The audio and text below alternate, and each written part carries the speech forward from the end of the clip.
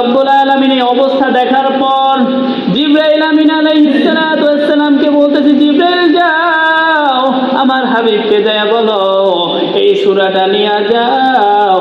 ও নবী, আমি আপনাকে এমন একটা রাত দিয়েছি, আপনার উম্মতের জন্য এমন একটা রাত হাদিয়া দিয়েছি, এই রাতটা হলো 1000 মাসের চেয়ে উত্তম। জোরে কান সুবহানাল্লাহ।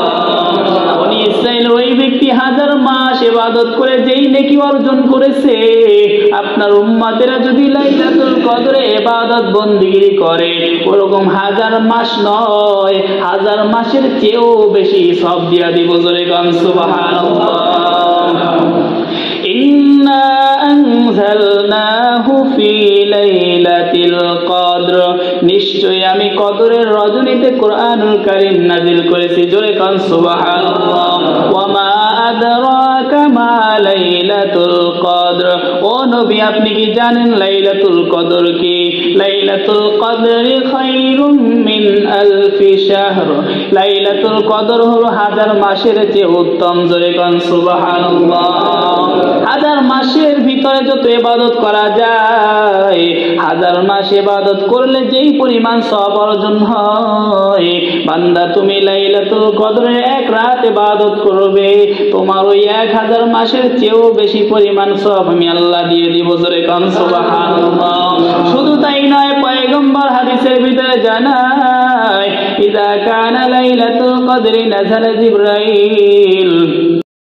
আলহামদুলিল্লাহ আলহামদুলিল্লাহি নাহমাদুহু ওয়া নাস্তাঈনুহু ওয়া নাস্তাগফিরুহু ওয়া নু'মিনু বিহি ওয়া নাতাওয়াক্কালু আলাইহি ওয়া নাউযু বিল্লাহি মিন শুরুরি আনফুসিনা ওয়া মিন সাইয়্যাতি আ'মালিনা।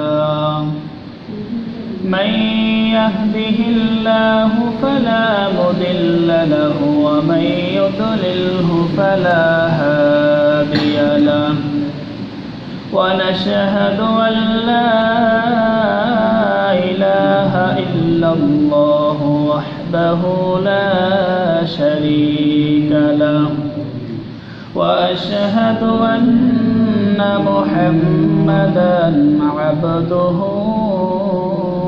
ورسوله.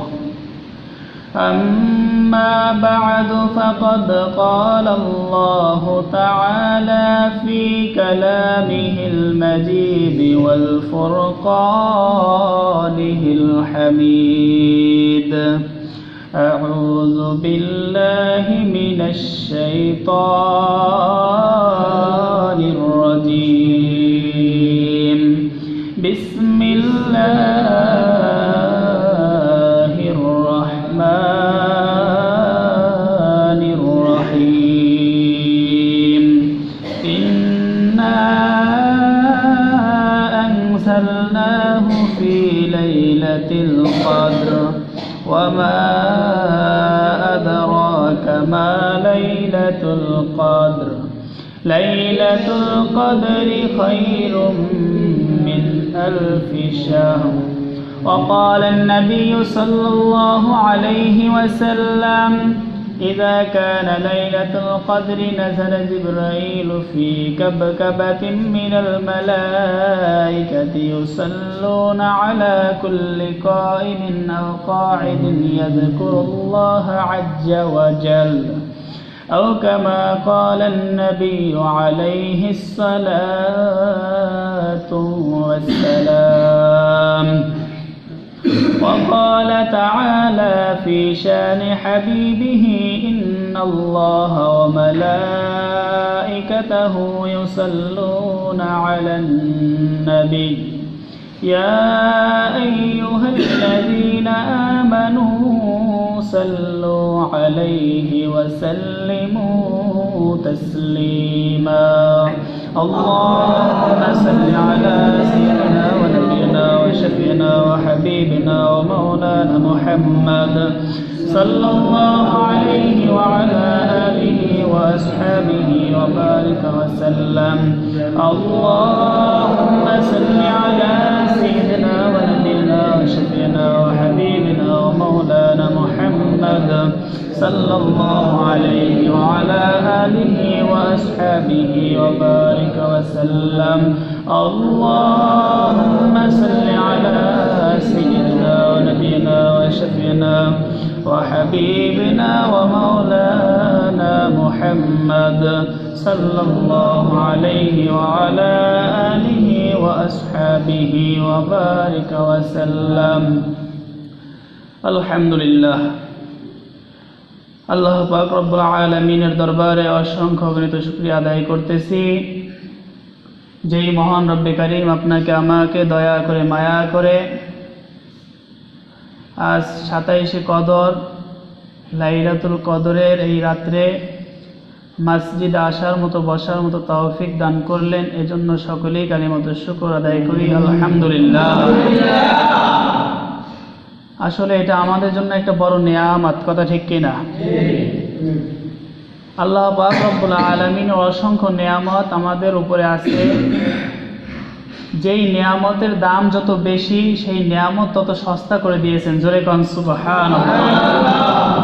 যেরকমের পানি একটা আল্লাহ তাআলার নিয়ামত, বেঁচে থাকার জন্য প্রত্যেকটা প্রাণীরই পানির প্রয়োজন, কথা ঠিক কিনা? পানি ছাড়া কোনো জীব বাঁচতে পারে না। এজন্য আল্লাহ পাক রব্বুল আলামিন পানিকে একেবারে সহজ করে দিয়েছেন, কথা ঠিক কিনা? সাগরের ভিতরে পানি, নদীর ভিতরে পানি, পুকুরের ভিতরে পানি, এভাবে আল্লাহ পাক রব্বুল আলামিন আমাদের জন্য বিভিন্নভাবে পানির ব্যবস্থা করে রেখেছেন, যাতে করে পানি আমরা সহজে পেতে পারি, কথা ঠিক কিনা? পানির চাইতেও বেশি প্রয়োজন হলো অক্সিজেন। অক্সিজেন ছাড়া কোনো মানুষ কোনো প্রাণী বাঁচতে পারে না। 1 সেকেন্ড যদি অক্সিজেন বন্ধ করে দেওয়া হয় সাথে সাথে মানুষ মারা যাবে, কথা ঠিক কিনা? কিন্তু আল্লাহ পাক রব্বুল আলামিন আসমান এবং জমিনের মাঝখানে পুরো জায়গাটাকে অক্সিজেন দিয়ে ভরে দিয়েছেন। জোরে কোন সুবহানাল্লাহ। এগুলো প্রত্যেকটা আল্লাহ তাআলার নিয়ামত, যদিও আমরা এগুলোকে কোনো মূল্যায়ন করি না। আমাদের কাছে এগুলোর কোনো মূল্য নাই। 1 গ্লাস পানির কী বা মূল্য আছে? আপনাকে আমাকে যদি 1 গ্লাস পানি দেওয়া হয় তাহলে এর বিনিময়ে আমরা কয় টাকা দেবো তাকে? 1 টাকাও না, কথা ঠিক কিনা? তারপরও ধরে নিলাম 1 গ্লাস পানির দাম 1 টাকা। আর যদি কেউ একটু ফুটানি মারায় 1 বোতল পানি কিনে খায়, মাম পানি, তাহলে তো 15 টাকা লাগবে, কথা ঠিক কিনা? কিন্তু ওই 15 টাকা ব্যয় না করলেও চলতো, কারণ পানি আল্লাহ তাআলা সস্তা করে দিয়েছেন আমাদের জন্য। তাহলে 1 বোতল পানির দাম পাওয়া গেল কত টাকা? 15 টাকা। এখন আসেন পানির আসল দাম কত? বাদশাহ হারুনুর রশিদ রহমাতুল্লাহি আলাইহি, তার পীর ছিলেন সুলাইমান রহমাতুল্লাহি আলাইহি। সুলাইমান রহমাতুল্লাহি আলাইহি একবার বাদশাহ হারুনুর রশিদ রহমাতুল্লাহি আলাইহির দরবারে এসে বলতেছে, হে বাদশাহ মহারাজ, আপনি আমাকে বলেন তো দেখি 1 গ্লাস পানির মূল্য কত?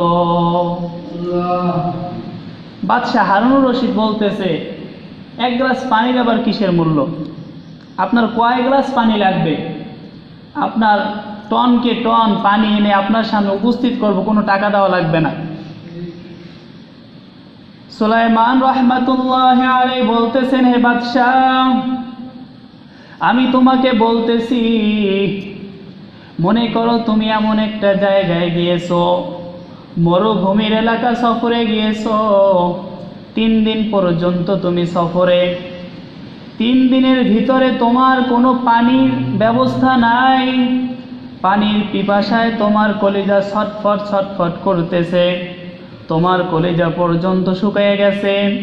এমন সময় যদি আমি 1 গ্লাস পানির ব্যবস্থা করে দিতে পারি, এর বিনিময়ে আমাকে কত টাকা দিবা? বাদশাহ হারুনুর রশিদ রহমাতুল্লাহি আলাইহি বলতেছে, হুজুর, রমজান মাসে আমরা রোজা রাখি, বিকালবেলা যখন হয় আমাদের কলিজা পানির পিপাসায় ছটফট ছটফট করতে থাকে।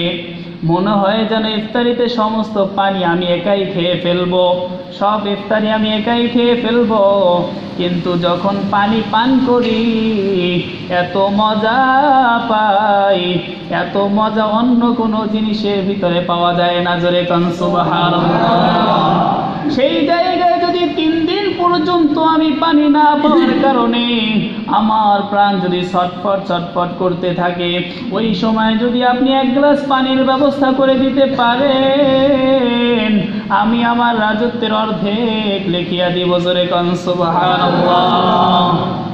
বলতেছো বাদশাহ, তুমি এইমাত্র বলেছো 1 গ্লাস পানির কোনো মূল্য নাই, অথচ 1 গ্লাস পানি তোমাকে আমি দেওয়ার বিনিময়ে তুমি আমাকে অর্ধেক রাজত্বই দিয়া দিলা। জোরে কান সুবহানাল্লাহ। বলতেছো বাদশাহ, এই 1 গ্লাস পানি তুমি ভিতরে নিয়ে ঢুকাইয়া রাখতেও পারবা না। এই পানি হয় প্রস্রাবের সাথে বের হয়ে যাবে, ঘামের সাথে বের হয়ে যাবে, কথা ঠিক কিনা? এই পানি শরীরের ভিতরে তুমি আটকাইয়াও রাখতে পারবা না। ও বাদশাহ, মনে করো তোমার 1 সপ্তাহ পর্যন্ত প্রস্রাব বন্ধ হয়ে গেছে, কোনোভাবেই প্রস্রাব বের হয় না। এমন সময় যদি আমি তোমার প্রস্রাব বের করার চিকিৎসা করে দেই, বলো তুমি আমাকে এর বিনিময়ে কি দিবা? বাদশাহ হারুনুর রশিদ রাহমাতুল্লাহি আলাইহি বলতেছে, হুজুর, আমরা যখন সফরে যাই, সফরে যাওয়ার পরে আমাদের যখন হাজতের প্রয়োজন হয়, প্রস্রাব পায়খানার প্রয়োজন হয়, বাদশা বলে কথা, আমরা যেন তেন জায়গায় প্রস্রাব পায়খানা করতে পারি না, সব জায়গায় আমাদের প্রস্রাব পায়খানা করার শোভা পায় না। আমরা যখন সফরে থাকি তখন যদি ভালো কোনো জায়গা পরিবেশ না পাওয়া যায়, তাহলে প্রস্রাব পায়খানা আটকায় রাখতে আমাদের খুবই কষ্ট হয়। কিন্তু সেই জায়গায় যদি 1 সপ্তাহ পর্যন্ত আমার প্রস্রাব বন্ধ হয়ে যায়, আর 1 সপ্তাহ পরে যদি আপনি আমার প্রস্রাব বের করার চিকিৎসা করে দেন, আমি বিনিময়ে আমার রাজত্বের বাকি অর্ধেক লিখিয়া দিব। জোরে কান সুবহানাল্লাহ। সুলাইমান রাহমাতুল্লাহি আলাইহি বলতেছে, বাদশাহ, তুমি এতক্ষণ বলেছিলে 1 গ্লাস পানির কোনো মূল্য নাই, 1 গ্লাস পানির কোনো দাম নাই। বাদশাহ দেখছো, 1 গ্লাস পানি তুমি ভিতরে ঢুকাইলা আর বের করলা, তোমার রাজত্ব শেষ। 1 গ্লাস পানি ভিতরে ঢুকাইছে আর বের করছে, এতে কি তার পুরো রাজত্ব কি হয়েছে? শেষ হয়ে গেছে। এবার আসেন, আসল দাম কত?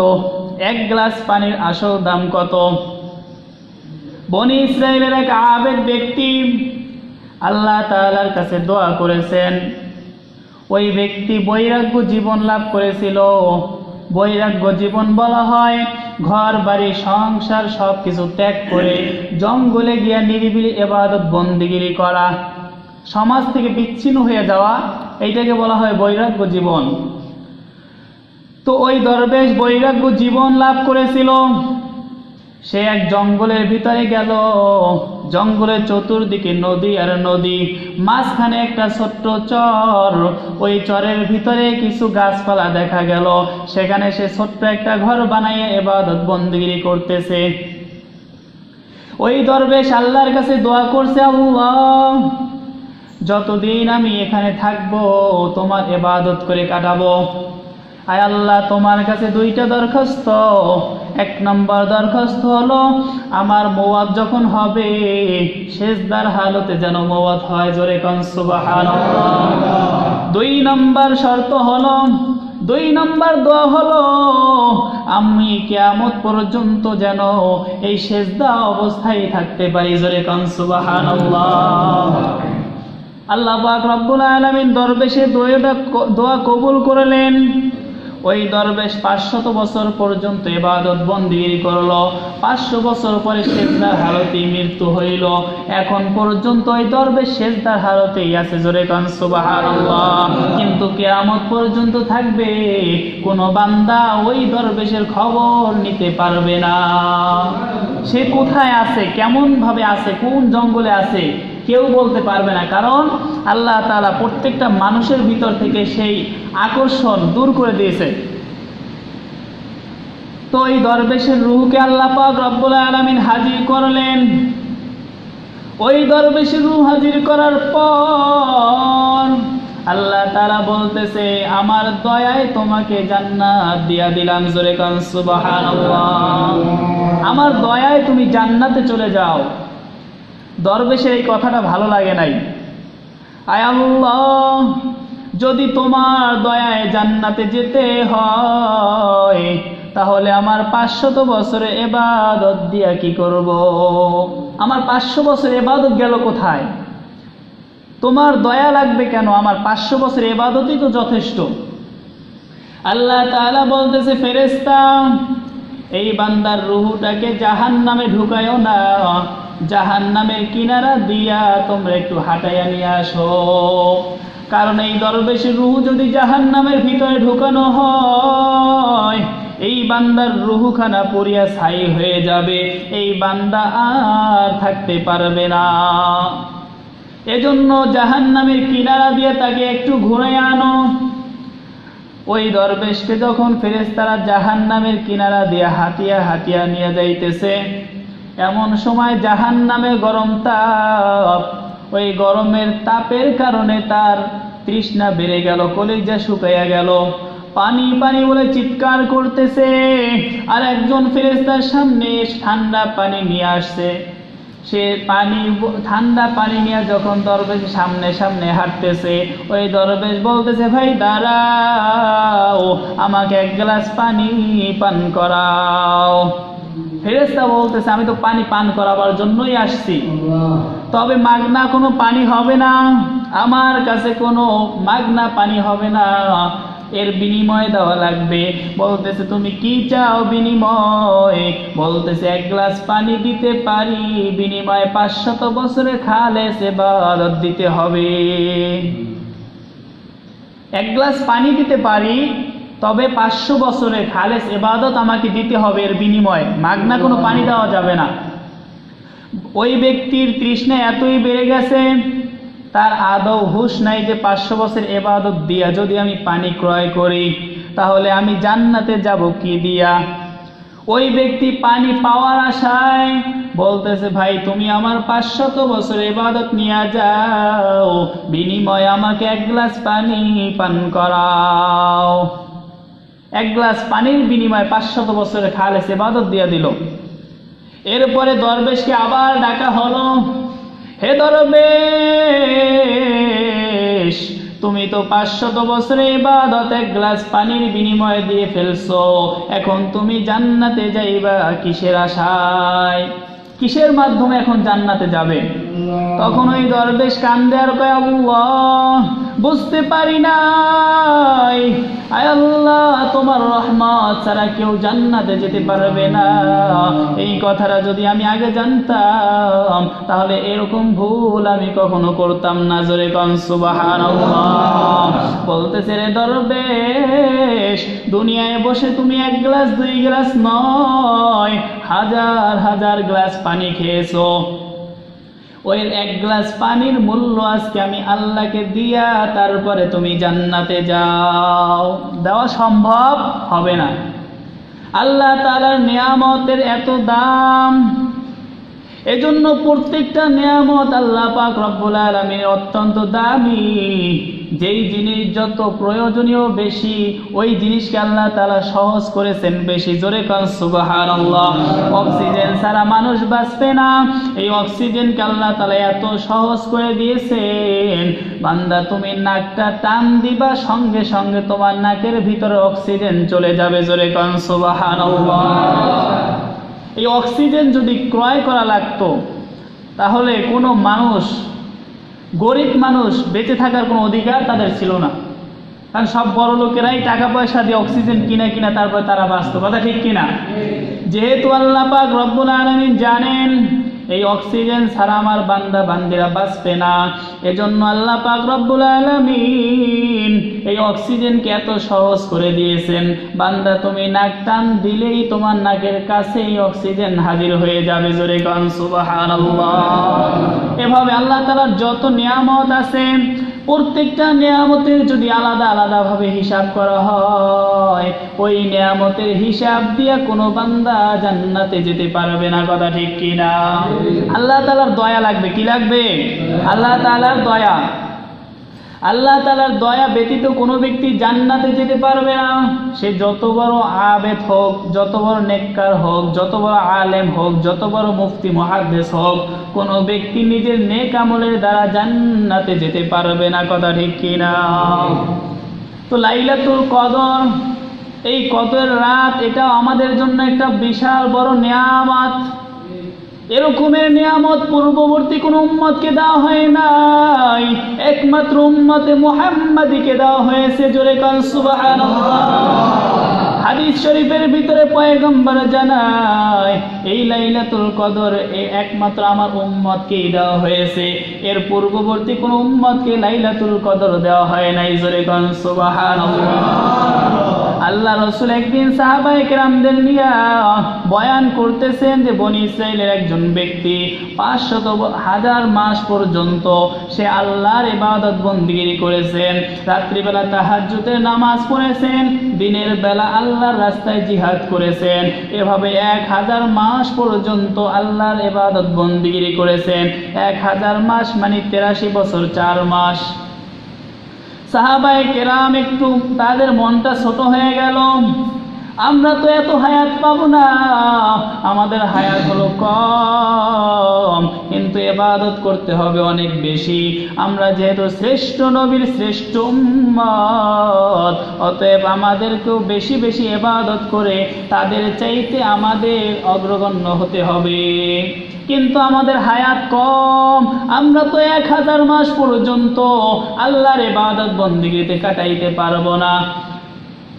যখন এই অবস্থা হইল, আল্লাহ রসুলের মনটাও ছোট হয়ে গেল, হায়রে আমার উম্মতেরা তো পিছিয়ে যাবে, কারণ পূর্ববর্তী নবীর উম্মতেরা হায়াত পেয়েছে বেশি, নেক আমল করেছে বেশি। আল্লাহ পাক রব্বুল আলামিন এই অবস্থা দেখার পর জিবরাইল আমিন আলাইহিস সালাতু ওয়াস সালামকে বলতেছে, জিবরাইল যাও আমার হাবিবকে যায় বলো এই সূরাটা নিয়ে যাও, ও নবী আমি আপনাকে এমন একটা রাত দিয়েছি, আপনার উম্মতের জন্য এমন একটা রাত হাদিয়া দিয়েছি, এই রাতটা হলো 1000 মাসের চেয়ে উত্তম। জোরে কান সুবহানাল্লাহ। বনি ইসরাইল ওই ব্যক্তি 1000 মাস ইবাদত করে যেই নেকি অর্জন করেছে, আপনার উম্মতেরা যদি লাইলাতুল কদরে ইবাদত বন্দেগী করে ওরকম 1000 মাস নয়, 1000 মাসের চেয়েও বেশি সব দিয়া দিব। জোরে কান সুবহানাল্লাহ। ইন্না আনজালনাহু ফি লাইলাতিল কদর, নিশ্চয়ই আমি কদরের রজনীতে কোরআনুল কারীম নাজিল করেছি। জোরে কান সুবহানাল্লাহ। ওয়া মা আদরাকা মা লাইলাতুল কদর, ও নবী আপনি কি জানেন লাইলাতুল কদর কি? লাইলাতুল কদরি খায়রুম মিন আলফি শাহর, লাইলাতুল কদর হলো 1000 মাসের চেয়ে উত্তম। জোরে কান সুবহানাল্লাহ। 1000 মাসের ভিতরে যত ইবাদত করা যায়, 1000 মাস ইবাদত করলে যেই পরিমাণ সওয়াব অর্জন হয়, বান্দা তুমি লাইলাতুল কদরের এক রাত ইবাদত করবে, তোমার ওই 1000 মাসের চেয়েও বেশি পরিমাণ সওয়াব আমি আল্লাহ দিয়ে দিব। জোরে কান সুবহানাল্লাহ। শুধু তাই নয়, পয়গম্বর হাদিসের ভিতরে জানায়, ইযা কানা লাইলাতুল কদরি নাযালা জিবরাইল في كبكبة من الملائكة يصلون على كل قائم أو قاعد يذكر الله عز وجل। যখন লাইলাতুল কদর আসে, আসমান থেকে জিবরাইল আমিন আলাইহিস সালাতু ওয়াস সালাম বিশাল বিশাল ফেরেশতার বাহিনী নিয়ে এই জমিনের ভিতর আগমন করতে থাকে, এবং প্রত্যেকটা দাঁড়ানো ব্যক্তি, যারা দাঁড়ানো অবস্থায় ইবাদত বন্দেগী করে, যারা বসা অবস্থায় আল্লাহ তারা ইবাদত বন্দেগী করে, তাদের জন্য আল্লাহর রহমতের দোয়া করতে থাকে। জোরে কান সুবহানাল্লাহ। বান্দারা যখন দোয়া করে, আল্লাহ তাআলার দরবারে হাত উঠাইয়া যখন দোয়া করে, ফেরেশতারা ওই দোয়ার সাথে সাথে আমিন আমিন বলতে থাকে। জোরে কান সুবহানাল্লাহ। এমনকি অন্য হাদিসের ভিতরে আছে, ফেরেশতারা এসে এই দিনে বান্দা বান্দীদের সাথে মুসাফা করে, সালাম বিনিময় করে, মুআনাকা করে। জোরে কান সুবহানাল্লাহ। সবার সাথে কোলাকুলি করে, যারা এই রাতে ইবাদত বন্দেগী করে প্রত্যেকের সাথে ফেরেশতারা কি করে? মুসাফা করে, মুআনাকা করে, এরপরে সালাম বিনিময় করে। জোরে কান সুবহানাল্লাহ। এই রাতের কি ফজিলত! হাদিস শরীফের ভিতর আছে যখন লাইলাতুল কদর আসে, কদরের রজনীতে আল্লাহ পাক রব্বুল আলামিন দুনিয়ার আসমানে এসে যায়, জোরে কান সুবহানাল্লাহ। দুনিয়ার আসমানে এসে ডাকতে থাকে, হে আমার বান্দা বান্দিরা, কে আসো গুনাহগার, আমি আল্লাহর কাছে তওবা কর, আমি আল্লাহ তোমাকে মাফ করে দেই, জোরে কান সুবহানাল্লাহ। কে আসো ভাবি, আমি আল্লাহর কাছে দোয়া করো, আমি আল্লাহ তোমার অভাবকে দূর করে দেই। কে আসো ঋণগ্রস্ত, আমি আল্লাহর কাছে দোয়া করো, আমি তোমার ঋণ দূর করে দেই। কে আসো অসুস্থ, আমি আল্লাহর কাছে দোয়া করো, আমি আল্লাহ তোমায় সুস্থ করে দেই। এভাবে আল্লাহ পাক রব্বুল আলামিন ফজর পর্যন্ত বান্দা বান্দিকে ডাকতে থাকেন, জোরে কান সুবহানাল্লাহ। হাদিস শরীফের ভিতরে আছে এই রাত্রে এত পরিমাণ আল্লাহ তাআলা তার গুনাহগার বান্দা বান্দীদেরকে ক্ষমা করে দেয়। বনু কলব গোত্রের যে একটা ছাগলের পালের ভিতরে, বকরির পালের ভিতরে যতগুলো বকরি আছে, ওই বকরির শরীরের ভিতরে যতগুলো পশম আছে, ওই পশমের সম পরিমাণ জাহান্নামী বান্দাদেরকে আল্লাহ মাফ করে দেয়, জোরে কান সুবহানাল্লাহ। এজন্য এই রাতকে বলা হয় মর্যাদার রাত, শবে কদর। লাইলাতুল কদর শব্দের অর্থ হলো মর্যাদার রাত। যেহেতু হাজার হাজার গুনাহগার নাফরমান বান্দারা তাদের গুনাহ খাতা মাফ করাইয়া আল্লাহর কাছে মর্যাদাবান হয়ে যায়, এজন্য এই রাতটাকে বলা হয় লাইলাতুল কদর, জোরে কান সুবহানাল্লাহ। আল্লাহ পাক রব্বুল আলামিনের বড় নিয়ামত, এই নিয়ামতের আমাদের শুকরিয়া আদায় করতে হবে কি হবে না?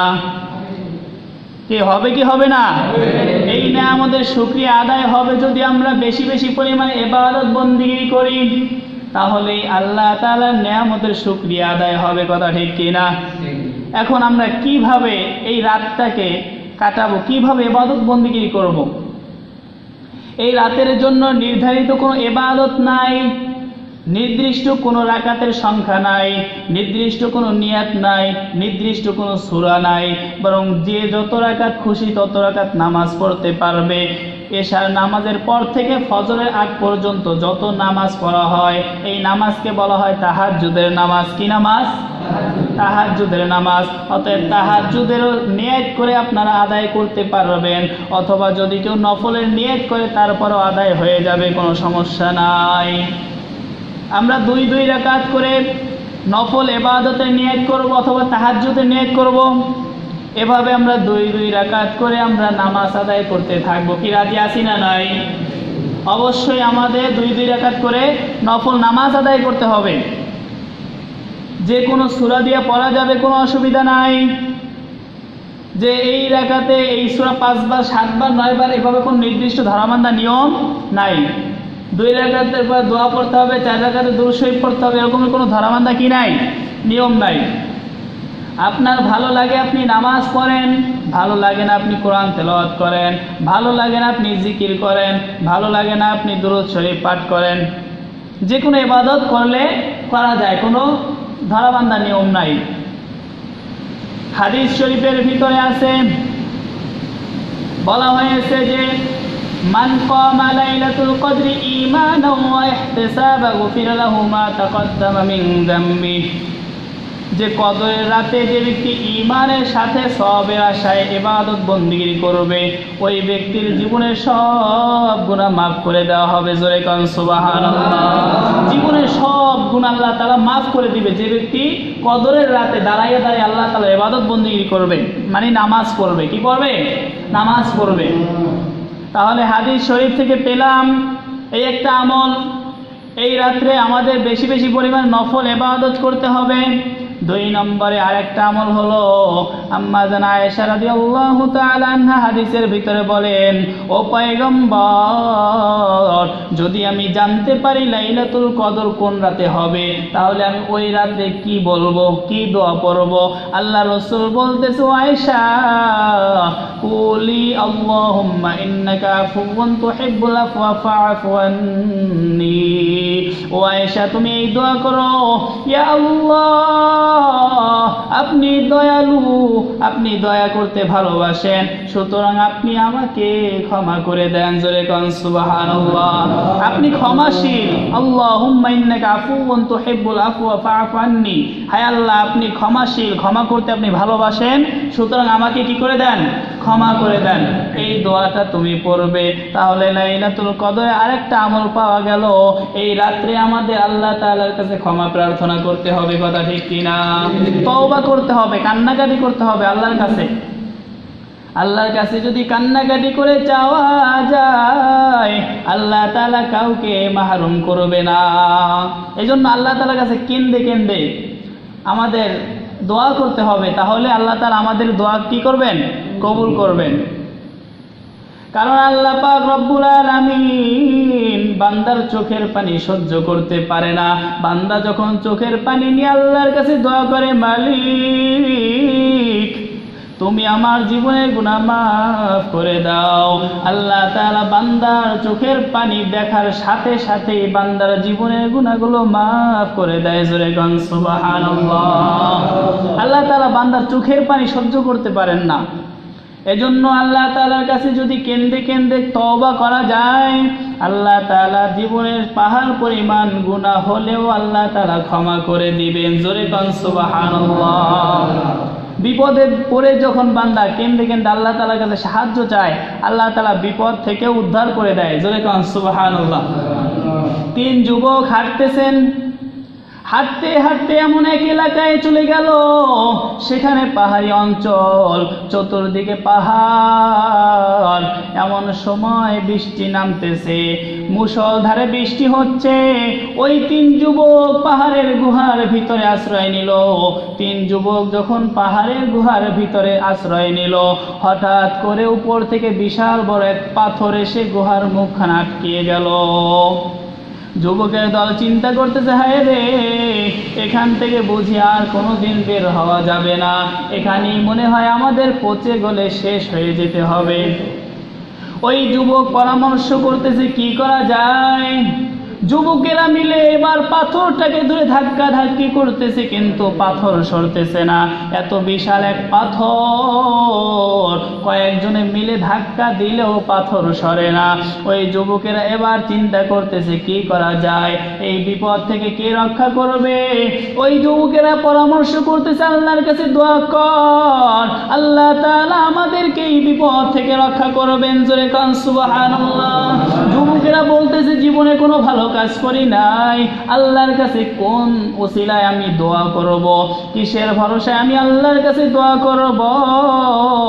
দেখো, তোমরা ভালো করে চিন্তা করে দেখো, কে কি ভালো কাজ করেছো, সেই ভালো কাজের ওসিলা দিয়ে আল্লাহর কাছে দোয়া কর। আজকে এই দোয়ার ওসিলায় দেখে নি আল্লাহ তাআলা আমাদের বিপদ থেকে রক্ষা করেন। এক যুবক বলতেছে, আমার একটা ভালো কাজের কথা মনে পড়ছে। বলতেছে, তুমি তাড়াতাড়ি দোয়া করো।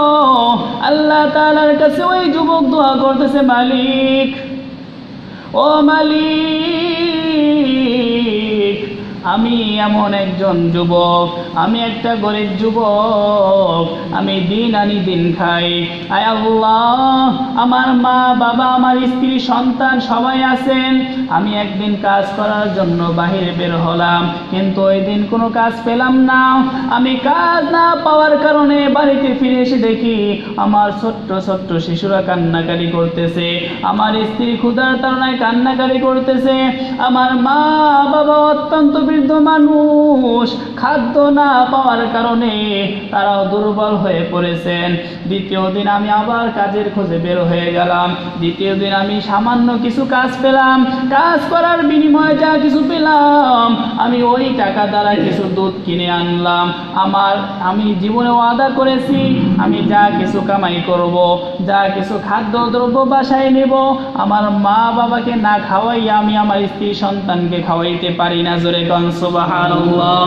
আমি যখন যখন বাড়িতে দুধের পেয়ালা নিয়ে বাড়িতে আসলাম, বাড়িতে আসার পর দেখি আমার মা বাবা সবাই ঘুমিয়ে গেছেন। আমার ছোট্ট ছোট্ট বাচ্চারা জমিনের ভিতরে গড়াগড়ি করতেছে আর কান্নাকারি করতেছে আমার হাতে দুধের পেয়ালা দেখে। আমার পা জড়ায় কান্দে, বলতেছো বাবা আজকে 2 দিন পর্যন্ত কিছু খাই না, পেটে অনেক ক্ষুধা, তাড়াতাড়ি দাও আমাকে দুধ দাও, আমি দুধ খাবো। আমি ওই আমার সন্তান এত কান্নাকাটি করার পরেও আমি আমার সন্তানকে দুধ খাওয়াইলাম না, যেহেতু আমি আল্লাহ তোমার সাথে ওয়াদা করেছি আমার মা বাবাকে না খাওয়াইয়া আমি সন্তানকে খাওয়াইতে পারি না। জোরে কোন সুবহানাল্লাহ। সকালবেলা যখন মা ঘুম থেকে উঠলো, ঘুম থেকে ওঠার পরে দেখতেছে আমি তার মাথার শিওরে দাঁড়িয়ে আছি। আমার মা বলতেছে, ও সন্তান তুমি এখনো দাঁড়িয়ে আছো কেন, তুমি কি রাত্রে ঘুমাও নাই? সন্তান বলতেছে, মা আমি আল্লাহর সাথে ওয়াদা করেছি আমি যা কিছু খাদ্যদ্রব্য কিনে নিয়ে আসবো তোমাদেরকে না খাওয়াইয়া আমি আমার স্ত্রী সন্তানদেরকে খাওয়াইতে পারি না। জোরে গান সুবহানাল্লাহ। ওই কাজটা যদি আল্লাহ তোমার সন্তুষ্টির জন্য করে থাকি, তোমার ভয়ে যদি আমি এরকম একটা কাজ করে থাকি, এই কাজটা যদি তোমার পছন্দ হয়, আল্লাহ এর উসিলায় তুমি আমাদেরকে পাথর থেকে এই বিপদ থেকে রক্ষা করো। জোরে কোন সুবহানাল্লাহ।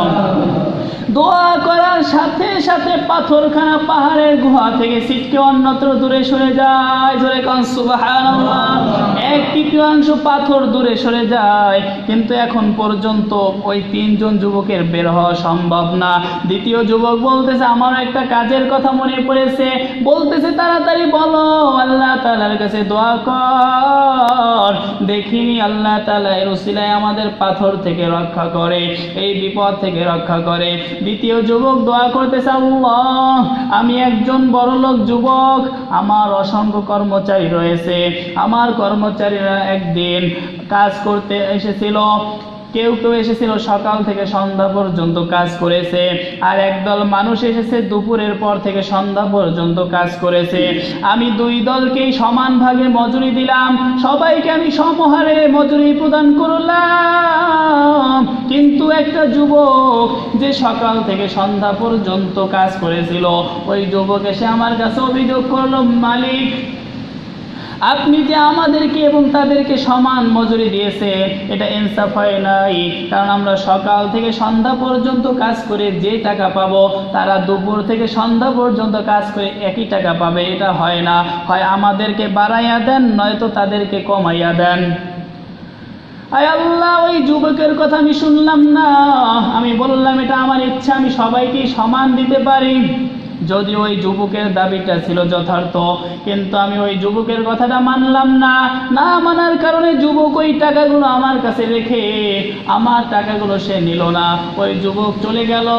আমি এখন কি করব, যেহেতু অন্যের হক, এই টাকা পয়সা আমার খাওয়াটাও ঠিক হবে না, এর জন্য আমি ওই টাকা দ্বারা বকরি কিনলাম। বকরি কেনার পর ওই বকরির যখন বাচ্চা দিল, ওই বাচ্চা বিক্রি করে আমি উট কিনলাম। এভাবে উট দুম্বা করতে করতে এখন বিশাল একটা খামার হয়ে গেল, বিশাল একটা খামার হয়ে গেল, উট দুম্বা ভেড়া বকরি এগুলো বিশাল একটা পাল হয়ে গেল। অনেকদিন আমি তালাশ করতেছিলাম, ওই যুবককে যদি আমি পাই, আমি তার এই বকরির পালগুলো সব দিয়া দিব। জোরে কোন সুবহানাল্লাহ। দীর্ঘদিন পর একদিন হঠাৎ করে ওই যুবক আমার সামনে এসে হাজির হয়ে যায়। আমি বলতেছি, যুবক ভাই, তুমি কি সেই যুবক যে যুবক আমার কাছ থেকে একদিনের মজুরি টাকা না নিয়ে পালাইয়া গিয়েছিল? ওই যুবক বলতেছে, হ্যাঁ আমি সেই যুবক, আমার সেই দিনের মজুরি এখন দেন। জোরে কোন সুবহানাল্লাহ। ওই মালিক বলতেছে, আল্লাহ ওই যুবক যখন আমার কাছে টাকাগুলো চাইলো, আমি বলতেছি, হে যুবক, তোমার সেই টাকাগুলো আমি আমানত রেখেছি, আমি তার খেয়ানত করি নাই। তুমি দেখো এই যে মাঠের ভিতরে যত বকরির পাল দেখো, যত দুম্বার পাল দেখো, দেখো, যত উটের পাল দেখো, এগুলো সবগুলো তুমি নিয়ে যাও। জোরে কোন সুবহানাল্লাহ। বলতেছে এগুলো হলো তোমার সেই টাকার কেনা। জোরে কোন সুবহানাল্লাহ। আল্লাহ, এই কাজটা যদি আমি তোমার সন্তুষ্টির জন্য করে থাকি, তুমি আজকে এই বিপদ থেকে রক্ষা করো। দোয়া করার সাথে সাথে পাথরে আর এক অংশ দূরে সরে গেল। জোরে কোন সুবহানাল্লাহ। এবার 3 ভাগের 2 ভাগ পাথরটা দূরে সরে গেল, কিন্তু এবারও 3 জন ব্যক্তির বের হওয়া সম্ভব না। তৃতীয় যুবক আল্লাহর কাছে দোয়া করে, আল্লাহ, আমার একটা ভালো কাজের কথা মনে পড়েছে, ওই কাজটা যদি তোমার সন্তুষ্টির জন্য করে থাকি, ওই কাজের উসিলায় তুমি আজকের দোয়া কবুল করো। হায় আল্লাহ, আমার এক সুন্দরী যুবতী চাচাতো বোন ছিল, আমি যাকে পাওয়ার জন্য আসক্ত ছিলাম। আমি ওই চাচাতো বোনকে পাওয়ার জন্য আমি যা ইচ্ছা তাই করতে পারতাম, এমন কোনো কাজ নাই যা আমি করতে পারতাম না। আমি একদিন আমার চাচাতো বোনের কাছে গিয়ে প্রস্তাব দিলাম, কুকর্মের প্রস্তাব। আমার চাচাতো বোন রাজি হলো না। সে আমাকে এমন একটা কঠিন শর্ত লাগাইয়া দিছে, যেই শর্ত পালন করাটা আমার পক্ষে সম্ভব ছিল না। কিন্তু আমি নাসর বান্দা, যেভাবেই হোক আমি চাচাতো বোনের ওই শর্ত পূরণ করে দিলাম। শর্ত পূরণ করার পর যখন আমি আমার সেই প্রস্তাব আবার পেশ করলাম, পুনরায় আবার পেশ করার পর আমার চাচাতো বোন এখন আর কিছুই বলতে পারতেছে না, যেহেতু সে শর্ত দিয়েছে, শর্ত অনুযায়ী আমি কাজ করেছি। আমার চাচাতো বোনকে নিয়ে আমি ভিন্ন একটা রুমের ভিতরে গিয়ে যখন দরজার ভিতরে সিটকানি মারলাম, সিটকানি মারার পরে যখন আমি তার গায়ের উপর উঠে বসলাম, সঙ্গে সঙ্গে দেখলাম আমার চাচাতো বোনের চোখের দিকে তাকাইয়া দেখতেছি তার 2 চোখ বেয়ে বেয়ে পানি পড়তেছে। আমি জিজ্ঞাসা করতেছি, তুমি কেন কাঁদো? এখানে তো এমন কেউ নাই যে তোমাকে আমাকে দেখবে, তাছাড়া আমি তো অন্যায় করতেছি না, তোমার দেওয়া শর্ত অনুযায়ী আমি তোমার কাজ করে দিয়েছি, এখন আমার শর্ত তোমার পূরণ করতে হবে। ওই মেয়েটা বলতেছে, যদি এখানে কেউ নাই দেখতো আমার কোনো আপত্তি ছিল না, আমার কোনো টেনশন ছিল না, কিন্তু তুমি আমাকে এমন একটা জায়গায় নিয়ে চলো যেই জায়গায় আমার আল্লাহ তাআলাও দেখবে না। জোরে কোন সুবহানাল্লাহ। বলতেছে যখন আমার চাচাতো বোনের মুখে এই কথাটা শুনলাম যে আমাকে এমন একটা জায়গায় নিয়ে চলো যেই জায়গায় গেলে আল্লাহ তাআলাও দেখবে না, আমার ভিতরে সঙ্গে সঙ্গে আল্লাহ তোমার ভয় ঢুকে গেল। তোমার ভয় পাওয়ার কারণে আমি ওই দিন কুকর্ম করি নাই, আমি ওই দিন এই গুনাহের কাজ করি নাই। আল্লাহ, ওইটা যদি তোমার ভয়ের কারণে করে থাকি, তাহলে আজকের এই পাথরের বিপদ থেকে রক্ষা করো। জোরে কোন সুবহানাল্লাহ। দোয়া করতে দেরি হয়, সাথে সাথে ওই পাথরখানা ছিটকে অন্যত্র দূরে সরে যেতে মোটেও দেরি হয় না। জোরে কোন সুবহানাল্লাহ। এজন্য বান্দারা যখন বিপদে পড়ে যায়, বান্দা হাজারো অন্যায় করার পরেও যদি 2 চোখের পানি ছেড়ে দিয়ে আল্লাহ তাআলার কাছে দোয়া করতে পারে, আল্লাহ তাআলা জীবনের সব গুনাহ মাফ করে দিবেন। জোরে কোন সুবহানাল্লাহ।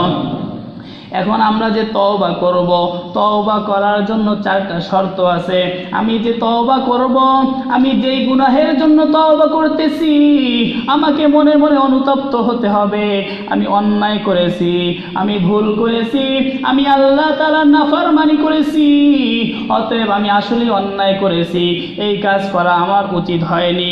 এভাবে নিজেকে নিজে অনুতপ্ত হতে হবে। 2 নম্বর শর্ত হলো ওই গুনাহের কাজ এখনই ছেড়ে দিতে হবে। 3 নম্বর শর্ত হলো ভবিষ্যতে ওই গুনাহের কাজ কখনো করা যাবে না। 3 নম্বর শর্ত হলো ভবিষ্যতে ওই গুনাহের কাজ কখনো করা যাবে না। 4 নম্বর শর্ত হলো যদি এটা হকুল ইবাদ হয়ে থাকে, যদি কোনো বান্দার হক মেরে খেয়ে থাকে, তাহলে ওই বান্দার কাছে গিয়ে আমার ক্ষমা চাইতে হবে। যদি সে ক্ষমা করে তাহলে আল্লাহও ক্ষমা করে দিবেন। জোরে কোন সুবহানাল্লাহ। এভাবে আমরা যদি আল্লাহ তাআলার কাছে এভাবে ক্ষমা চাইতে পারি, গুনাহের কারণে অনুতপ্ত হতে হবে, গুনাহের কাজ এখনই ছেড়ে দিতে হবে, ভবিষ্যতে কোনোদিন ওই গুনাহের কাজ দ্বিতীয়বার করা যাবে না। আর যদি হকুল ইবাদ হয়ে থাকে, বান্দার হক আগে আদায় করতে হবে অথবা তার থেকে ক্ষমা চেয়ে নিতে হবে। তাহলে ওই বান্দা যদি ক্ষমা করে দেয়, আল্লাহও ক্ষমা করে দিবেন। জোরে কোন সুবহানাল্লাহ। এই জন্য আমরা বেশি বেশি পরিমাণে আল্লাহ তাআলার কাছে তওবা করব, নামাজ পড়ব, জিকির আজকার করব, কোরআন কোরআন তেলাওয়াত করব, আল্লাহ পাক রব্বুল আলামিনের শুকরিয়া আদায় করব যে আমাদের হায়াতের ভিতরে এমন একটা রাত আল্লাহ তাআলা দান করেছেন। অনেক মানুষ গত বছর ছিল এই দিনে এই রাতে ইবাদত বন্দেগী করার সৌভাগ্য হয়েছে, কিন্তু এবছর তারা আর আসতে পারে নাই।